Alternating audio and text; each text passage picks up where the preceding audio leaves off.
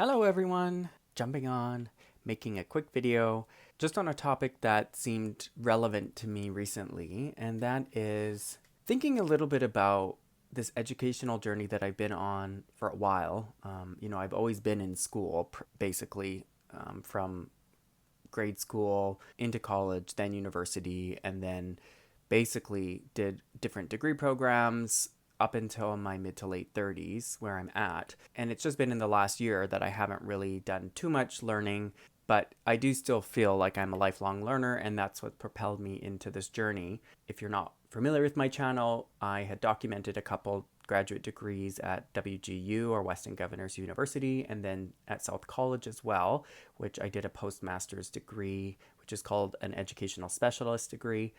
And prior to that, I've done some other programs as well. And I didn't necessarily do this just to advance and be kind of a head honcho in the world of work.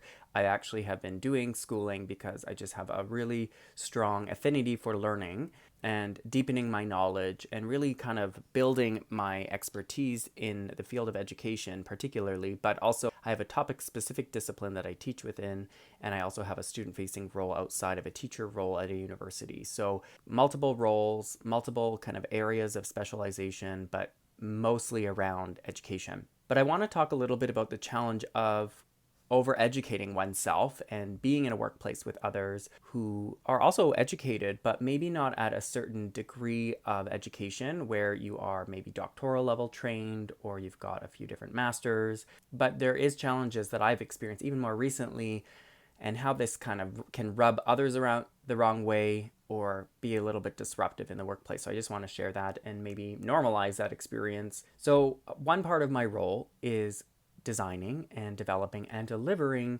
educational programming, and that includes workshops, seminars, presentations to students and students at the graduate level in one of my roles. I've been co-developing a presentation recently that's online in delivery, and one of my colleagues and I have not been seeing eye to eye, and it was clear to me that kind of me thinking critical about the design of this educational creation was a little bit problematic. So for example, in the postmaster's degree at South College, a lot of the curriculum that I was engaged in was around universal design for learning. Not just exposed to me through the learning process, but actually that was what I was writing about and digging into the research and backing up. So really understanding different modes of learning design for different diverse learners. And so I was trying to infuse this into my work, and I soon discovered that this agitated others because it's not easy. For example, universal design for learning is not an easy methodology that you can implement. However, there is a lot of value there. There's a lot of research that supports the need for it in the 21st century. There's a lot of research that supports how this actually supports learning. But my colleague, she very much challenged me and said, we need to just kind of stick to what we've been doing. It's been working in her point of view because when she delivers the workshops, she believes that everyone's engaged and having fun. However, I know as a researcher that just observing people's behavior doesn't necessarily indicate what people are actually thinking and feeling. And so I actually suggested that we do a little bit of a research investigation, get feedback from students in very low commitment ways, basically send off a one question email to kind of a pool of students to get a qualitative data, and that I could do some theme fighting by doing, the coding and then the theming and whatnot. And this is stuff I've done in graduate school. So, but that was really overwhelming to her. If anything, what I picked up on, it was a little bit threatening in the sense like what happens if we discover that students aren't necessarily happy with the way things are and we have to make adjustments, which I'm fine with either way. We either keep it the way it is or we adjust or we kind of take a new perspective if that's what students are looking for. But there's been resistance. And then I feel that this has happened along the way a lot of the time in my experience. Working with others, people have their own way of doing things, especially if they're comfortable with the way things are done. But when you think like a researcher, you have a very neutral point of view, especially if you're doing exploratory research where you are open to whatever outcomes come about. And these can be in a very ad hoc research way. I'm not talking about a full-fledged study that requires ethics approval and all that. So sometimes you will get pushback from others who are not open to your process of critical thinking, investigation, refining, problem solving in new ways. And so obviously you can try to create a case on the value of this, but that doesn't guarantee that people will be open and receptive to it. If anything, you might get more pushback, and that's been my direct experience. Also, people may put you into a bucket of scary smart. Like, I've had this where I had a former manager, she was in a team lead role, where she told me that, sometimes she felt a little bit intimidated by the fact that, I was bringing forth some different opinions that were quite strong and backed up, but she felt like that sometimes it's more important just to kind of do your job and do it as is.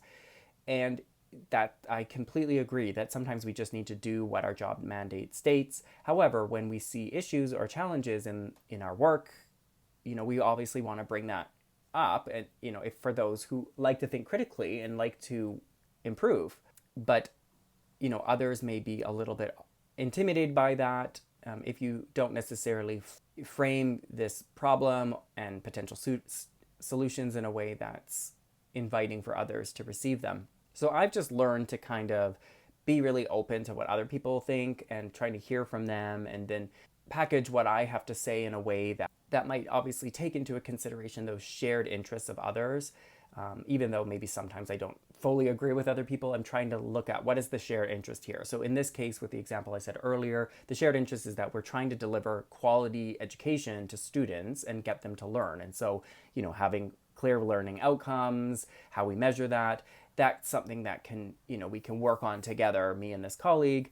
I also find that if you've gone through competency-based education or online learning and it's quite self-directed, that you know how to navigate challenges on your own, and you know how to kind of work through difficult problems. And some people may not be able to do that in the same way. So it might be a very cumbersome, long process for others, or maybe they are off-put by certain challenges. For example, I'm really interested in evaluating learning. And so, even simple things like having a survey at the end of a workshop, or a series of workshops or seminars, or, if there's a coaching service, like how do we get people's opinion on their experience and how that affects their experience. However, that takes time to set up that evaluation process, how it's implemented, to test it out and whatnot. And essentially that's what I kind of did in that last degree I was in at South College, was really think about evaluation. But I kind of did that on my own, was able to create a process, propose ideas. In school, I was able to obviously get direct feedback from faculty members and then adjust. Others may think of it as a little bit busy work or time consuming, or maybe it's not effective, or maybe they're nervous by the fact that feedback cannot always be positive feedback, and so they're reluctant. Or maybe a strategy eventually for someone like myself and others who feel like they've got to a level of critical thinking and analysis, and they've got to a level of expertise in what they do, is obviously to find new opportunities that give them more decision-making power, or maybe they give them more ability to carry out some high-level thinking in their role. I'm not necessarily in a role that probably allows me to fully utilize my strengths and my way of thinking, even though I really enjoy my role. So sometimes we have to make adjustments if we can't really craft opportunities in our job because maybe our team is not necessarily receptive, or we're just not exercising enough of that skill set. So that's where I'm at in my thinking around education, being educated, and how that affects my work. I have heard from others that feel the same way. I have a partner actually, and they are PhD trained, and a lot of the time they're running into challenges too when others get a bit off put by their suggestions on how to refine something. And I mean, it takes time to change processes and ways of doing things in a role. So I understand that there is pushback, and that we have to evaluate how important our ideas are. All right, if you've had similar challenges, you're welcome to share that with me and others below in the comments section. Otherwise, I hope to see you in another video.